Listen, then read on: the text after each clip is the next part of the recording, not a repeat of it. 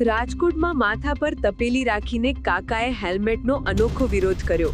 કાકાએ હેલ્મેટ નહીં પહેરવા બાબતે બોલ્યા, હેલ્મેટ તો નહીં જ પહેરાય, જેલમાં પૂરી દેશે તો જામીનથી છૂટીને પાછો વિરોધ કરીશ, પણ હેલ્મેટ નહીં પહેરું.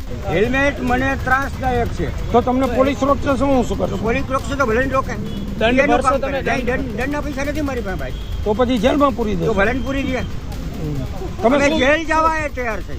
શું કામ કરો છો આપ બાબુ? હું કામ ક્યાંય કરતો જ નથી. સિનિયર છું. ઘરેથી રોટલી બનાવીને હોટલમાં દઉં. હેલ્મેટનો કાયદો શહેરમાં તમારા મતે કેટલો યોગ્ય? નહીં, હેલ્મેટ શહેરમાં જોઈએ જ નહીં. ખોટી કોળીમાં હેલ્મેટ મફત દે ને પોલીસ વાળા. મફત હેલ્મેટ કોઈ ના પહેરાય.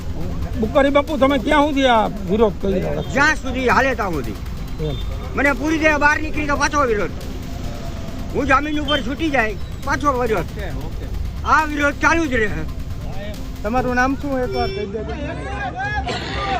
થોડું એક કરી રાખજો.